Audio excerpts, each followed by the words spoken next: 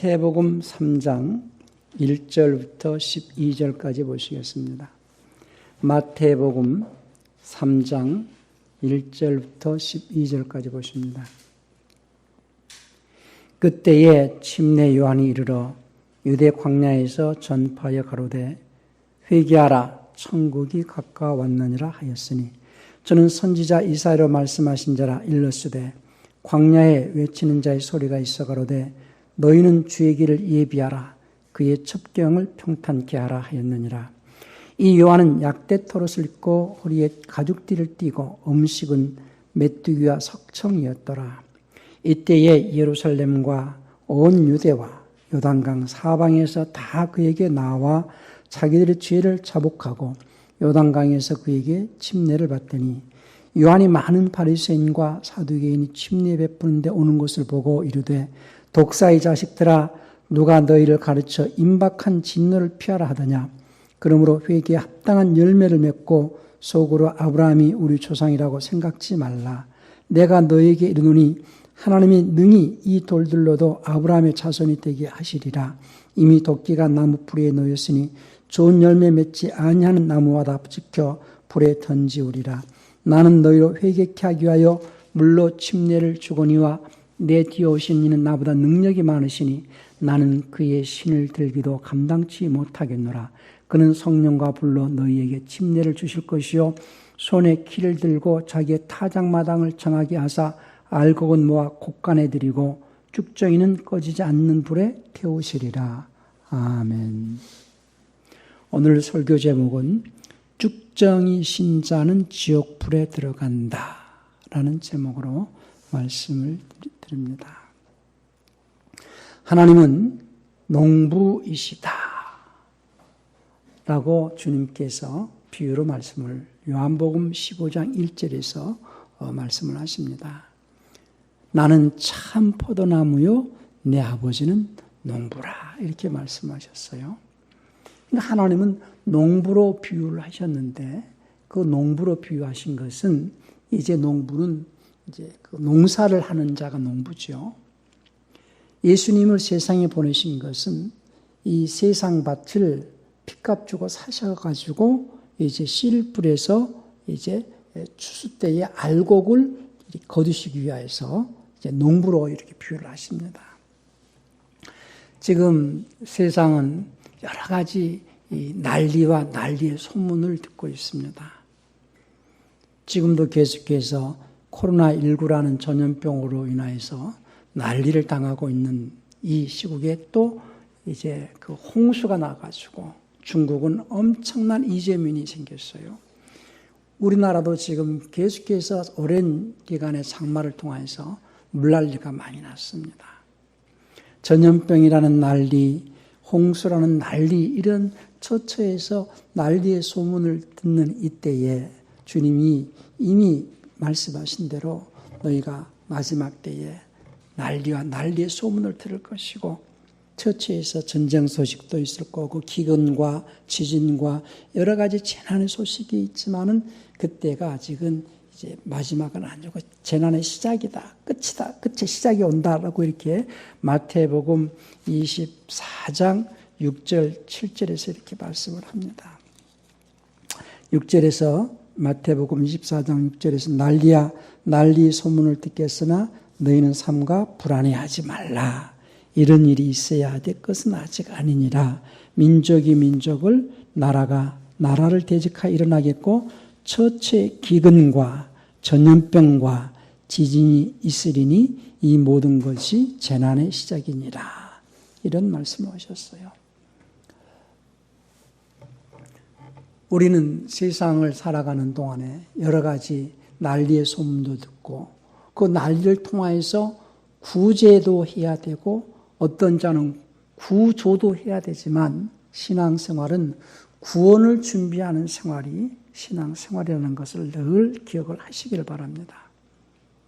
그래서 세상에서는 구원이라는 말을 많이 안 쓰고 보통 구조라든지 또는 그 구제라는 얘기를 많이 쓰죠. 이제 재난이 되어지고 물난리가 있어서 수재민들한테는 뭘 해야 되겠어요? 구제를 해야 되겠죠. 구제. 물에 떠내려가는 사람은 뭘 해야 돼요? 구제해야 돼요? 구원해야 돼요? 구조해야 돼요? 구조해야 되겠죠. 그리스도인들의 삶이라는 것은 구조받으려고 하는 것도 아니고 구제받으려고 하는 것도 아니라 구원받기 위하여서 하는 생활이 신앙생활입니다.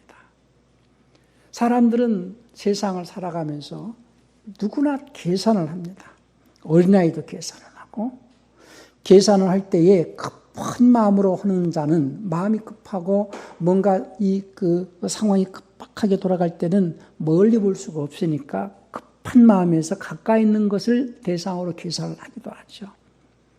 어린아이들은 계산이 당장 눈앞에 있는 것 가지고 계산하니까 어른보다는 계산이 잘못할 수가 있죠. 그러니까 신앙생활도 이제 어떤 계산을 가지고 내가 세상을 살아가는가.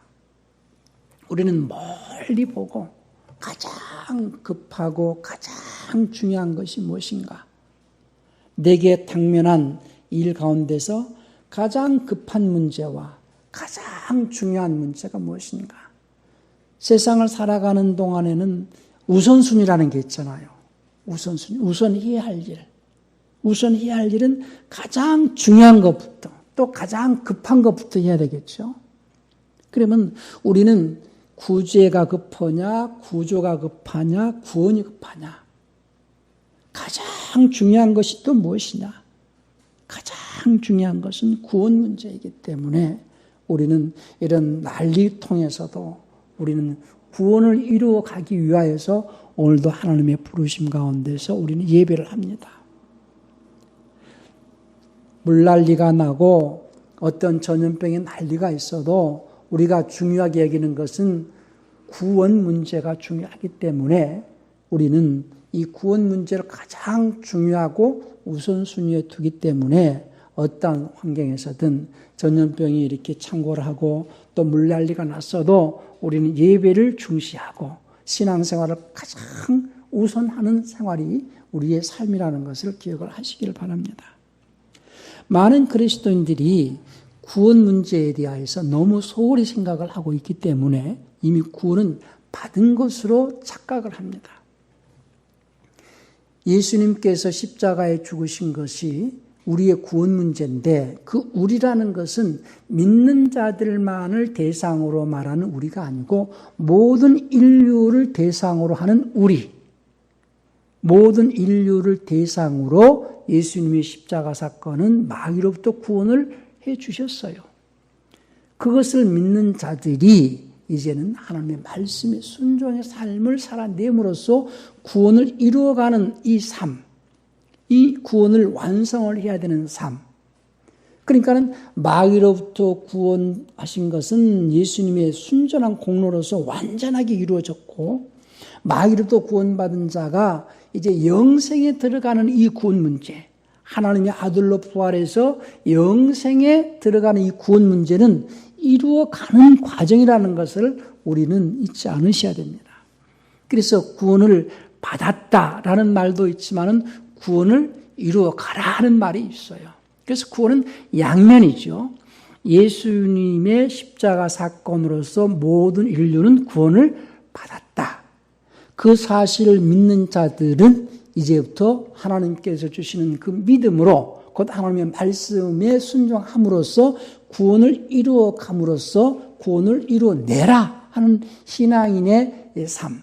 신앙인의 삶은 예수님이 인류를 구원하신 이후에 이제 영생에 들어가는 구원을 이루어내야 하는 삶이 신앙인의 삶이라는 걸 잊지 않으셔야 됩니다. 그래서 그 설명을 위하여서 오늘도 주님께서 비유로 말씀하시기를 아버지는 농부요 나는 포도나무요 너희는 가지니 이렇게도 표현을 하셨어요. 그래서 하나님께서 농부로 비유하실 때에 농부가 하시는 일은 뭐냐? 농사일을 하고 또 농사일을 하기 위해서는 밭이 필요하고 그리고 그 밭을 일궈서 씨를 뿌리고 씨가 자라고 잎이 나고 싹이 나고 꽃이 피고 열매가 맺어져 가지고 마지막 때 추수 때에 알곡을 수확하려는 목적으로 이제 업을 삼는 자가 농부죠. 이미 세상은 첫사람 아담의 불순종으로 인하여서 마귀에게 인류가 팔려갔어요. 그래서 세상은 마귀밭이 되어버렸죠. 세상은 원래 하나님의 밭이었는데 첫사람 아담의 불순종으로, 제가 매 시간마다 이 이야기를 그치지 않고 빠지지 않고 하는 것은 불순종은 죄다라는 것을 계속 강조하고 싶은 거예요. 불순종은 뭐다? 죄다. 세상 사람들이 말하는 죄라는 것은 도둑질이고 살인이고 무슨 폭행이고 그런 것을 크게 여기지만 그것도 죄입니다. 그것은 자범죄라고 하는 거예요. 그런데 인류가 하나님을 떠나고 마귀로부터 억압받게 되어지는 큰 죄는 불순종이었다는 거. 그래서 그리스도인들이 가장 크게 여겨야 할 죄는 불순종이다. 불순종이 큰 죄라는 걸 잊지 않기를 바랍니다. 그래서 첫사람 아담이 불순종으로 인하여서 이제 인류는 마귀에게 팔려갔고 곧 마귀의 밭이 되어버렸는데, 하나님께서 예수님을 보내셔가지고 핏값 주고 그 마귀밭이 되어진 인류를 하나님의 밭이 되게 하시려고 핏값으로 사셨다는 거예요. 그래서 하나님의 핏값을 지불하셔서 나를 사셨고 내가 하나님의 밭이 되었구나라고 모인 무리를 교회라 그래요. 그래서 교회는 하나님 피로 사셨다는 거예요. 우리 사도행전 20장 28절을 한번 보실까요? 여러분은 자기를 위하여 또는 온 양떼를 위하여 삼가라. 성령이 그들 가운데 여러분을 감독자로 삼고 하나님이 자기 피로 사신 교회를 보살피게 하셨느니라. 그러니까 하나님께서 핏값 주고 사셨다는 거예요. 그것을 갖다 다른 말은 하나님의 밭 이렇게 표현하거든요. 고린도전서 3장 9절의 말씀에서도 너희는 하나님의 밭이요, 밭이요 이런 표현을 썼어요. 고린도전서 3장 9절에서도 우리는 하나님의 동역자들이요 너희는 하나님의 밭이요 하나님의 집이니라. 그러니까 비유로 말씀하시는 거예요. 그러면 예수를 믿는 자들만 하나님의 밭이겠어요? 온 세상이 하나님의 밭이겠어요? 온 세상이 하나님의 밭인데 내가 하나님의 밭입니다라고 나온 그들을 교회로 삼고 그 밭에 뭐가 떨어져야 되느냐? 이제 씨가 떨어져야 되죠. 씨. 그래서 이제 그 씨를 뿌려가지고 그 씨를 잘 갖고서 열매를 맺으려고 농사하시는 분이 하나님이시다. 그래서 하나님께서, 그러니까 농부가 자기 밭에다가 좋은 씨 뿌리는데 그 씨, 좋은 밭, 자기 밭에 좋은 씨를 뿌리는데 가라지를 원수가 와서 더 뿌리고 간다고 그랬어요. 마태복음 13장에서 보면은. 오늘 중심 말씀은 마태복음 3장 그 12절 말씀인데요. 12절에서 손에 키를 들고 자기의 타작마당을 정하게 하사 알곡은 모아 곡간에 들이고 쭉정이는 꺼지지 않는 불에 태우신다 라는 말씀을 이제 이 중심 말씀으로 설명을 하려고 하는 겁니다. 그러면은 신앙생활은 내가 알곡으로 자라가야 되는 생활인데, 첫째는 내가 하나님이 핏값 주고 사신 하나님의 밭이라는 것을 인정해야 돼요. 많은 사람들이 자기 자신이 하나님의 밭이라는 것을 인정하지 않기 때문에 자기 마음대로 살아가거든요. 그런데 교회는 하나님께서 핏값 주고 사신 하나님의 밭이 되었다라는 것을 인정한 자들이 모인 그 무리를 교회라고 그래요. 그래서 그 하나님의 밭에 하나님께서 씨를 뿌리시는데요. 농부가 농사를 하기 전에 씨를 아무데나 뿌리는 게 아니라 자기 밭에 뿌리고, 첫째 누구 밭에 뿌려요? 자기 밭에 뿌리고, 씨를 뿌리기 전에는 반드시 기경을 합니다. 기경이라는 말을 서울 사람들은 잘 안 들어볼 수도 있어요. 기경. 기경이라는 것은 첫째 잡초를 풀을 뽑아내고 돌을 골라내고 쟁기질을 통하여서 흙을 깊게 파고 그리고 흙을 곱게 부수고 고를 타고 그래서 씨가 자랄 수 있는 최적의 환경을 만들고 난 다음에 씨를 뿌리거든요. 그러니까 설교는 뭐냐? 먼저 서두에 늘 해야 될 부분이 먼저 마음밭을 기경을 시켜줘야 되거든요. 내 마음이 세상적이고 육신적이고 세상 근심과 세상 염려 이런 것들을 가득 찼으면 그것부터 내려놓고 그것부터 뽑아내고 그래서 먼저 회개를 예배하기 전에 말씀 듣기 전에 회개를 먼저 하거든요. 우리 교회가 말씀을 듣기 전에 먼저 찬송하고 난 다음에 회개하죠. 기도하죠. 그때에 여러분들이 자기 마음밭에 하나님의 말씀의 씨를 받기 위하여서 자기가 근심, 걱정, 세상 일 때문에 고민하는 것, 여러 가지 자기가 가져온 당면한 그 고민 문제들을 주님 앞에 딱 내려놓고 마음을 편안하게 하라는 거예요. 그리고 오직 말씀을 듣기에 합당한 마음, 말씀을 받아들이기 합당한 교만한 마음이 아니고 겸손한 마음, 욕심도 내려놔야 되고, 교만한 마음이나 완악한 마음이나 강박한 마음이나 누구에게 어떤 미움을 갖고 있었던 마음이나 시기하거나 질투하거나 여러 가지 그런 잡초같이 무성한 내 마음을 깨끗하게 하기 위해서 먼저 회개하는 거거든. 마음이 그러니까 이제 마태복음 13장에서 이제 씨 뿌리는 비유는 길가밭도 있고 그리고 가시덤불밭 한번 볼까요? 마태복음 13장을 한번 봅시다.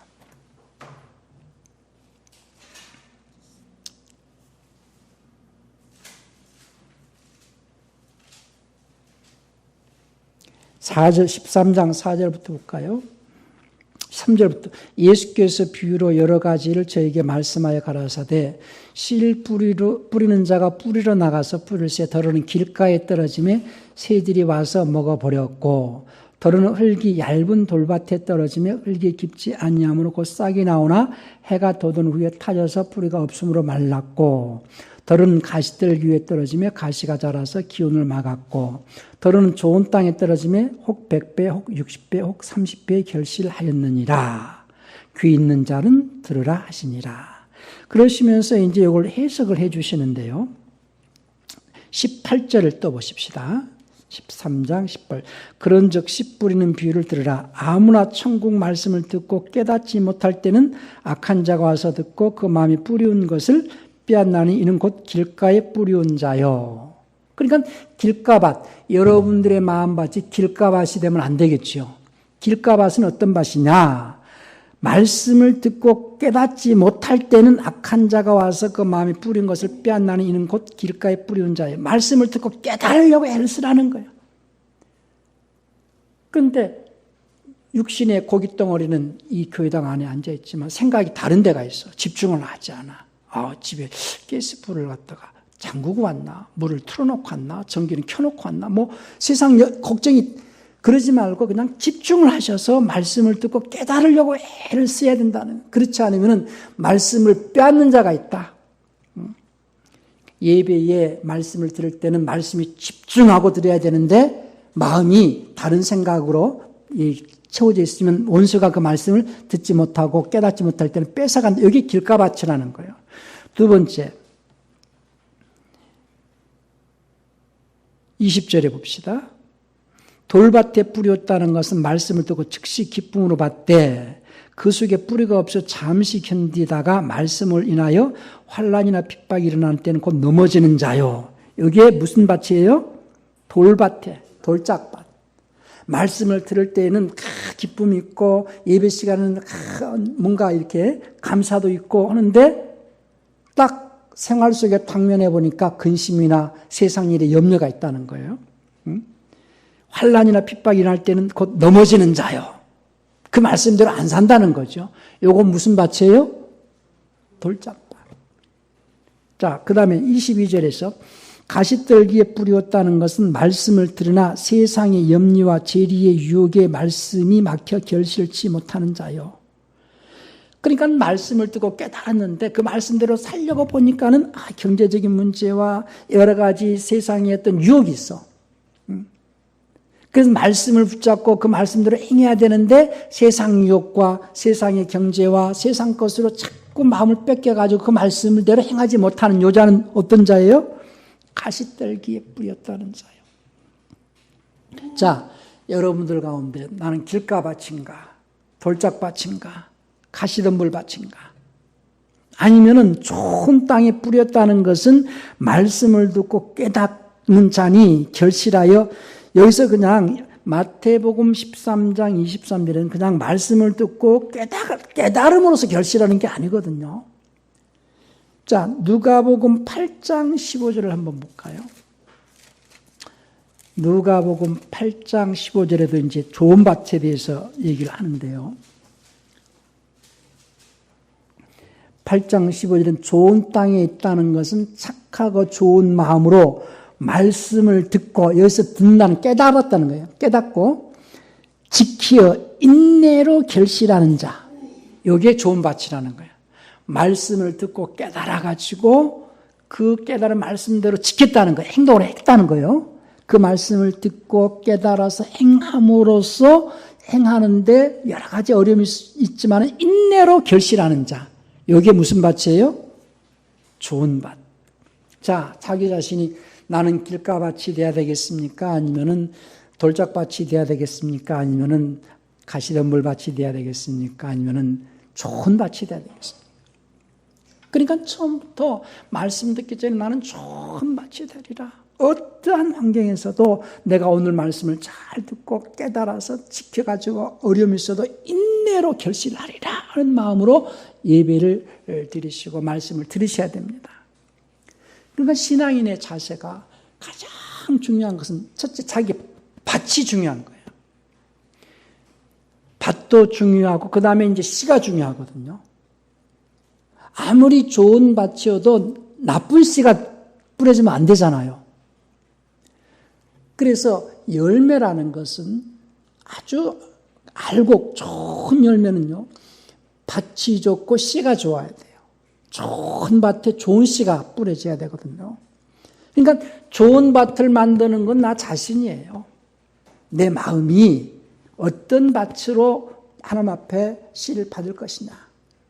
내 마음밭에 하나님의 말씀의 씨가 떨어져야 되는데, 그 말씀의 씨, 좋은 씨가 떨어져야 되는데 원수는 와가지고 가라지를 더 뿌리고 간다고 그랬어요. 자, 마태복음 다시 13장을 한번 봅시다.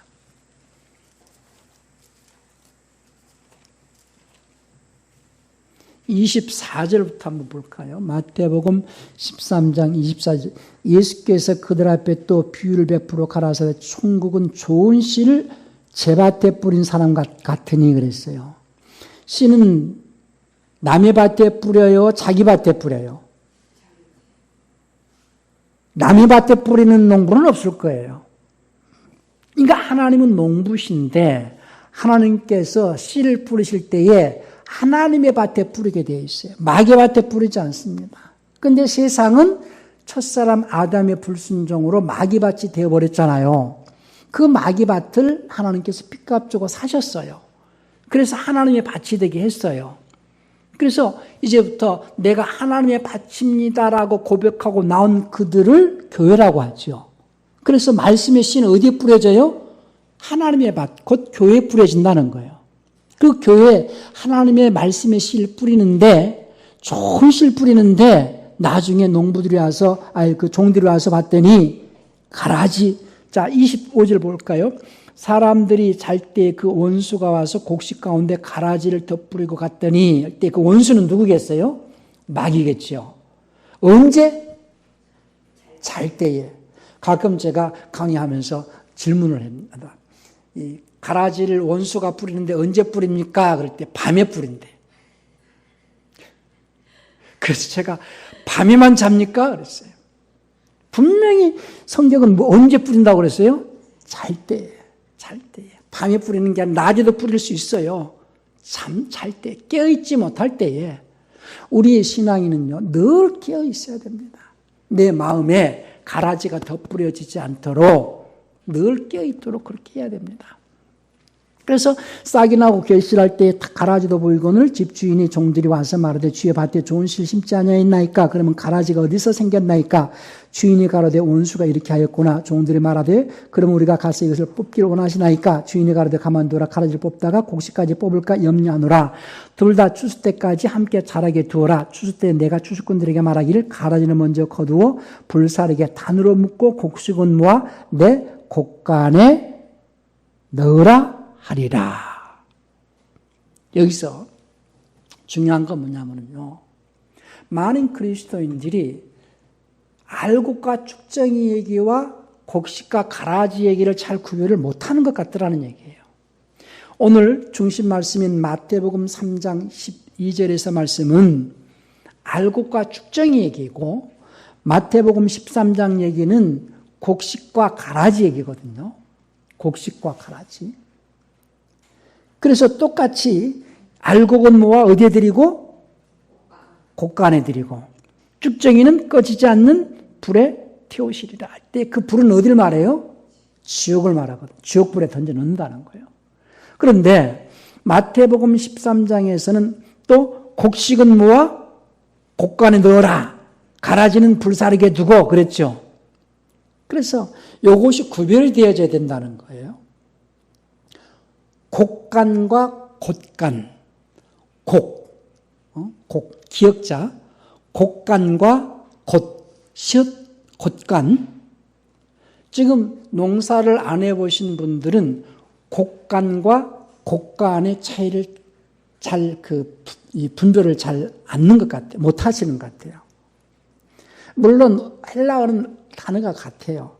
그런데 우리말로 개역성경에는 아마 그렇게 됐을 거예요. 똑같이 곶간 이렇게 놨을 거예요. 곶간. 개역성경에는 마태복음 3장 12절에서 곡간이 아니고 시옷 곶간, 그리고 마태복음 13장 30절에서도 시옷 곶간, 똑같이 곶간 이렇게 해놨을 거예요. 근데 똑같은 장소가 아니라는 것을 제가 말씀드리는 거예요. 마태복음 3장 12절에서는 곶간이 아니고 곡간이에요. 영어 표현으로는요, 가너. 그리고 13장에서 영어 표현은 반 이렇게 되어 있어요. 어떤 차이냐 하면은 마태복음 3장 12절에서는 요건 알곡과 쭉정이를 골라가지고 넣는 장소가 곡간, 기역 곡간이고, 그건 개역 성경이고, 개역 개정에는 시옷 곶간 그렇게 돼 있죠. 예? 곶간 이렇게 돼 있어요. 그러니까는 마태복음 3장에서는 알곡을 넣어두는 장소고, 마태복음 13장에서는 알곡과 쭉정이가 구별이 안 되어 가지고 알곡과 쭉정이를 구별하지 않고 그냥 넣어놓는 이 헛간과 같은 곶간이다 그 말이에요. 잡동사니를 넣어두는 그런 곶간. 그러면은 마태복음 3장에서 말하는 알곡과 마태복음 13장에서 말하는 곡식과 가라지, 이 구별을 먼저 설명을 해야 됩니다. 자, 제가 가끔 그런 질문을 해요. 알곡과 쭉정이 가운데서 쭉정이는 불사른다고 그랬죠. 그러면 쭉정이는 곡식입니까? 가라지입니까? 이런 질문을 해요. 그러면 어떤 분들은 쭉정이는 가라지다 이렇게 얘기를 해요. 쭉정이는 가라지가 아니에요. 물론 가라지 가운데서도 쭉정이가 있고 알곡도 있겠죠.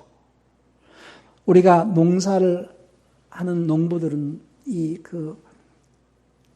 모를 심을 때, 벼를 심을 때에 처음에 모내기를 하잖아요.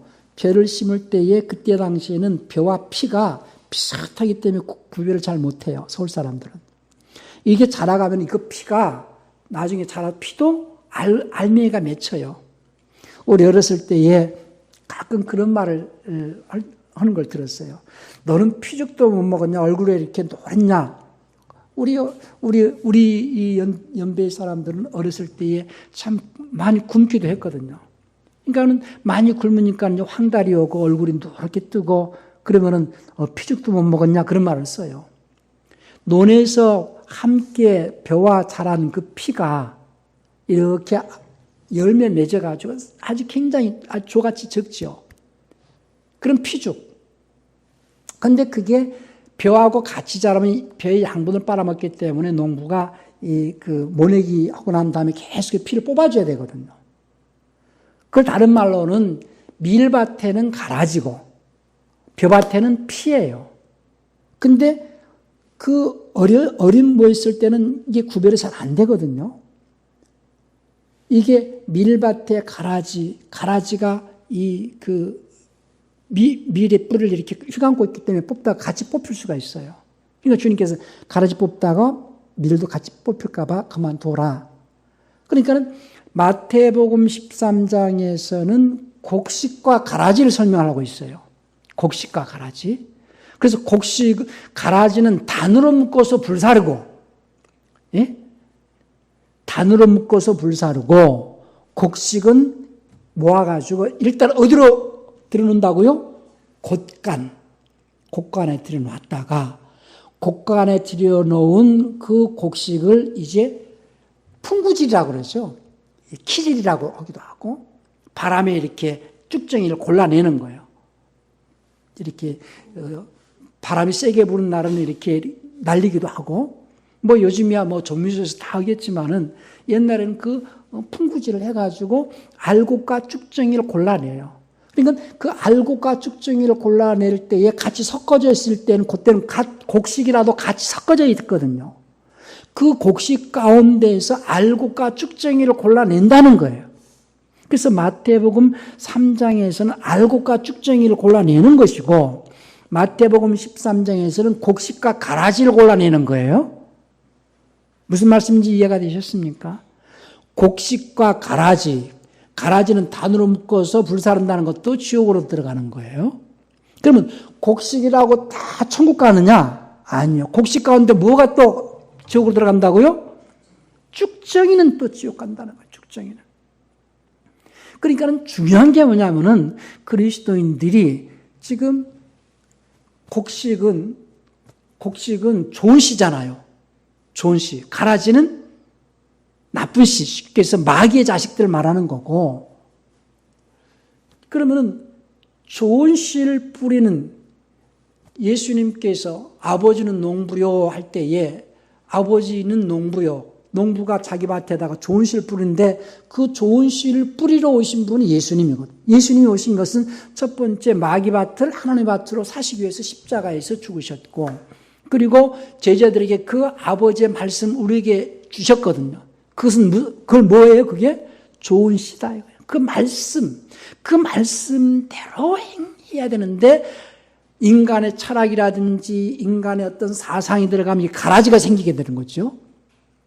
그러면 우리는 말씀을 들을 때에 성경에 있는 말씀 그대로 잘 전할 수 있는 그런 설교자의 설교를 듣고 좋은 씨를 받아야 되겠죠. 그 말씀을 내가 좋은 씨를 받아가지고 이제 충실하게 내 속사람이 알곡으로 자라가야 된다는 거예요. 그런데 이 알곡으로 자라가야 되는 이 속사람이 쭉정이가 되어지는 경우가 있는데, 그 경우는 첫 번째는 시험에 들면 안 된다는 거예요. 농사할 때에 참새가 와서 이렇게 우리 어렸을 땐 참새를 많이 쫓기도 했거든요. 허수아비는 알아요? 요즘 사람들은 허수아비에 세워놓고 참새가 이렇게 나락을 갖다가 까먹지 못하도록. 근데 그것이 이 벼 알맹이가 굳혀지기 전에 즙이 이렇게 생기거든요. 그걸 쭉 빨아버리면 쭉정해야 되는 거거든. 그러니까 시험에 들면 안 되고, 또 벼멸구 같은 병에 걸리면 안 되고, 어떠한 상황에서도 말씀을 빼앗기지 않아야 되고, 길가에 와서 씨를 빼앗기지 않고, 말씀을 빼앗기지 않고 시험에 들면 안 된다는 거예요.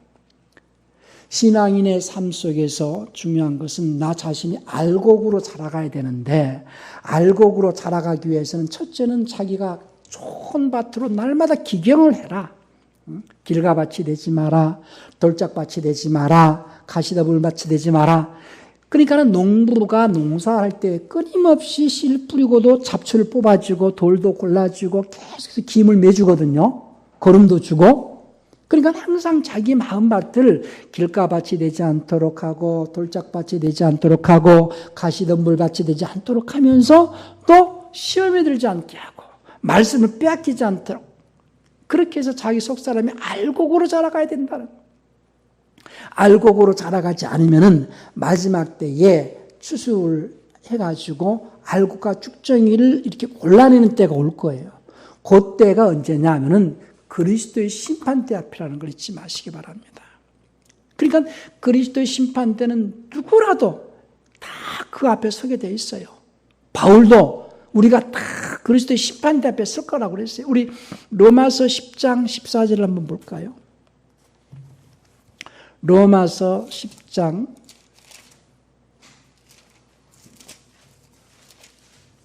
14절 봅시다. 14장 10절입니다. 죄송합니다. 14장 10절. 로마서 14장 10절. 내가 어찌하여 내 형제를 판단하느냐? 어찌하여 내 형제를 업신여기느냐? 우리가 다 그리스도의 심판대 앞에 서리라. 개혁성경이나 개혁개정에서 하나님의 심판대로 바꿔놨는데요. 여기가 그리스도의 심판을 다 아들에게 맡기셨다고 그랬거든요. 고린도 후서 5장 10절도 보십시다. 고린도 후서 5장 10절.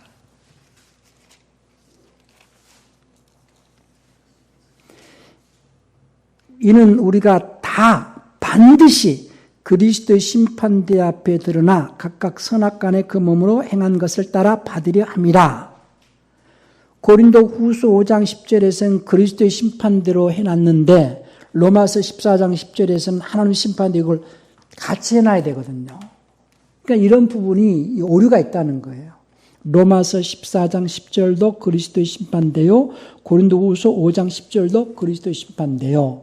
이 그리스도의 심판대 앞에서 서는 그날에 그리스도인들은 그때 비로소 알곡과 쭉정이로 나눠지게 되어 있어요. 일단은 알곡과 쭉정이를 고르지 않고 처음에 추수해가지고 다 죽으면 어디로 가느냐? 낙원에 가서 대기를 하고 있다가, 낙원은 다른 비유로 말하면 곡간입니까? 곶간입니까? 곶간. 낙원은 곶간이라고 말할 수 있어요. 낙원에 다 대기하고 있다가 알곡도 있고 쭉정이도 있고 다 거기 다 모여 있다가 그리스도의 심판대 앞에 서는 때에 이제 알곡과 쭉정이가 나눠져서, 알곡과 쭉정이가 나눠져서 쭉정이는 다 어디로 가요? 불사르고 지옥불로 들어간다는 거예요. 지옥불로. 그러니까 지금 우리가 중요하게 여길 것은 내가 쭉정이가 되지 않아야 된다는 거예요. 많은 그리스도인들이 너무 안일하게 신앙생활을 하고 있는 것은 자기가 구원을 받았다라고 생각을 하기 때문이에요. 예수님의 대속의 은혜로 구원을 받고 난 다음에 이제 그리스도 심판대 앞에 서기 전에, 육체를 마감하기 전에 자기 자신은 알곡으로 자라가야 된다. 어떤 환경에서든 어떤 형편에서든 자기 자신은 알곡으로 자라가려고 힘쓰는 생활이 신앙생활이다. 왜? 쭉정이는 어디로 보낸다고요? 지옥으로 간다는. 그러니까 부활은 생명의 부활이 있고 지옥으로 들어가는 부활이 있어요. 이 요한복음 5장 29절 한번 볼까요?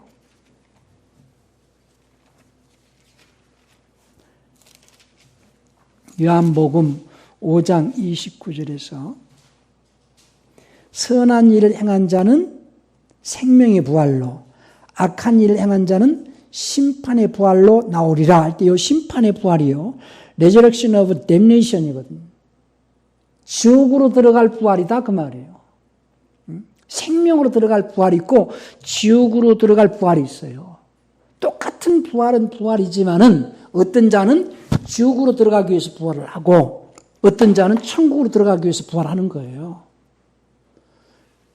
예수를 안 믿는 자도 지옥으로 들어가기 위해서 부활을 하고, 우리는 똑같이 부활을 해도 그리스도 심판대 앞에 설 때에 쭉정이로 구별되어진다면은 그때는 우리는 어디로 가야 됩니까? 지옥으로 간다는. 그러니까 제가 오늘 마태복음 3장 12절에서는 알곡이에요. 마태복음 13장 30절에서는 곡식이에요. 마태복음 3장 12절에서 알곡은 곡간입니다. 간어.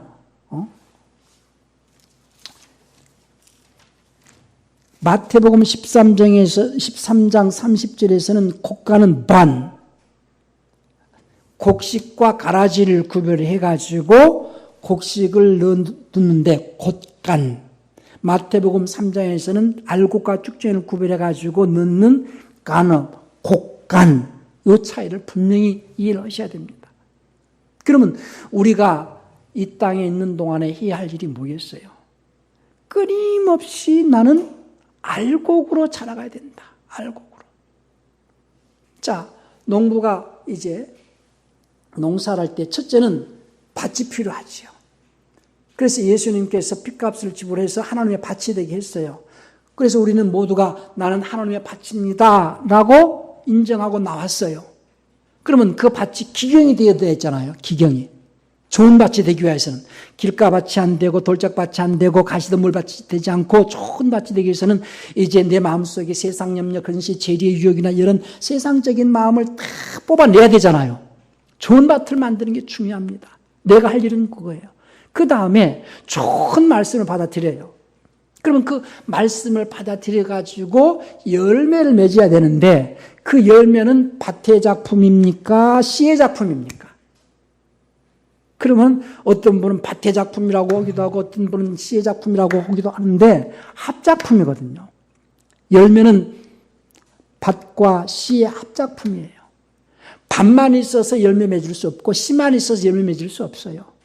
그 씨는 반드시 밭에 떨어져야 되지 콘크리트나 아니면 남판대기 위에나 이런 데 떨어지면 안 된다는 거예요. 그 인생은 밭이다. 인생은. 천사가 하나님의 아들로 거듭날 수 없는 것은 밭이 없어요. 인생이 아니에요. 사람들을 밭으로 비우신 것은 그 사람 속에서 하나님의 아들들이 태어나게 할 목적이거든요. 그러니까 내가 밭이면 밭의 역할은 씨를 받아가지고 좋은 씨를 받아가지고 그 씨가 발화가 되어서 싹이 나고 잎이 나고 꽃이 피고 열매 맺어서 충실한 열매 맺을 수 있도록 밭이 해야 할 역할은 끊임없이 자양분을 제공을 해줘야 된다는 거예요. 밭에 씨가 떨어질 때에 필요로 하는 것이 열매를 맺어가는 과정에 필요로 하는 것이 세 가지인데 햇빛과 온도와 습도와 양분이거든요. 온도와 습도와 양분. 그러면 양분을 제공하는 것, 자양분을 제공하는 것은 내 인생이 희생이 되어져야 되는 거고 햇빛과 비를 주시는 분은 성령의 역사로서 빛으로 역사하시고 이른 비와 늦은 비로 역사하시는 성령의 역사로서 그러니까 바울은 말하기를 나는 뿌렸고 아볼로는 물 줬고 자라나게 하시는 하나님이시다 이런 말을 하거든요. 그러니까 바울이 계속해서 말씀의 씨를 뿌리죠. 말씀을 뿌리고 또 협력자가 있어서 물을 주는 자가 격려도 해주고 뭔 같이 기도도 해주고 성령의 역사가 일어나도록 협력자가 있고 그러나 그 모든 역사가 자라나게 하시는 역사는 하나님이시다. 그러니까 신앙생활을 혼자 자라는 게 아니에요. 좋은 씨를 뿌리는 설교자도 필요하고 옆에서 격려하고 같이 기도해 주면서 성령으로 한 게 충만할 수 있는 동력자도 필요하고 그러면서 성령의 역사로서 하나님께서 역사하셔서 내 속사람이 살아가기는 그 하나님의 역사가 필요한 거예요. 그러기 위해서 밭은 나 자신은 밭인데 밭이 해야 할 역할은 뭐예요? 끊임없이 자양분을 희생이 필요하다는 거예요. 그 말씀의 순종으로 말미암는 희생이 필요한 거예요. 헌신이 필요하고 많은 사람들이 교회당만 왔다 갔다 하면 천국 가는데 너무나 착각하고 있어요. 종교생활하고 있어요. 그게 아니고 내 인생을 갈아서 내가 어떤 방송에서 들었는가 어떤 분이 사업을 하는데 그 사업을 일구기 위해서 너무너무 애를 쓰고 힘을 썼다는 거야. 표현이 뭐냐면 자기 인생을 갈아서 넣었다는 거야. 야, 썩어질 양식을 위해서 저렇게 인생을 갈아서 넣는데 우리는 영생을 얻기 위해서 내 인생을 갈아 넣고 있는가? 인생을 얻고자 한다면, 영생을 얻고자 한다면 자기 인생을 갈아 넣어야 된다는 거예요. 자기 인생을 갈아 넣어서 영생을 얻어야 된다는 거예요.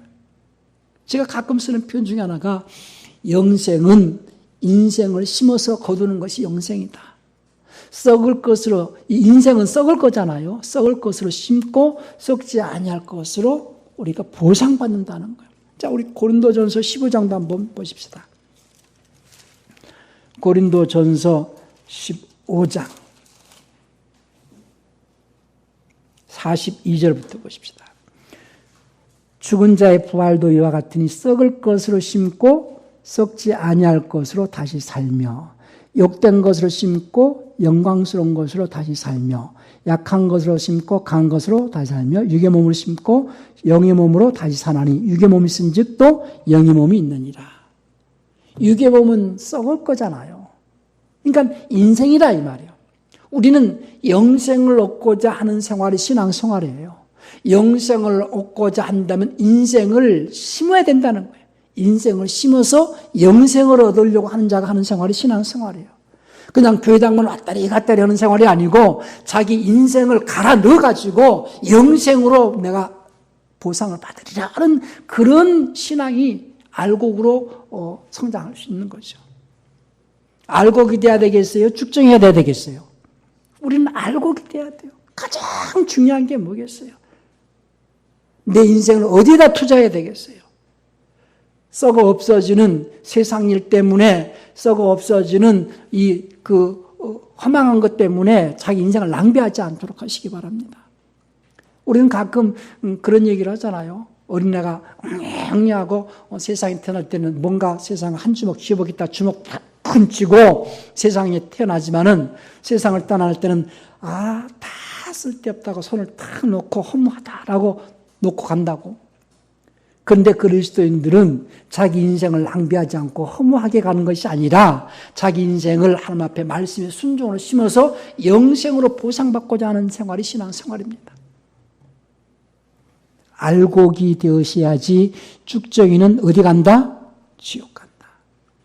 자기 자신을 한번 돌아보세요. 나는 좋은 밭인가? 기경이 잘 되어져 있는 밭인가? 돌짝밭은 아니고 또 가시덤불 밭은 아닌가? 길가밭은 아닌가? 좋은 밭인가? 좋은 밭은 말씀을 듣고 지키어 인내로서 결실하는 자다. 그러면은 내가 알곡으로 성장해 가기 위해서 내가 얼만큼 말씀에 내가 순종으로 심는가? 그래서 내가 알곡에 대한 소망을 갖고 있는가? 오늘 주님께서 말씀하시기를 알곡은 뭐와? 곡가 안에 들었고 쭉정이는 뭐와? 불사른다.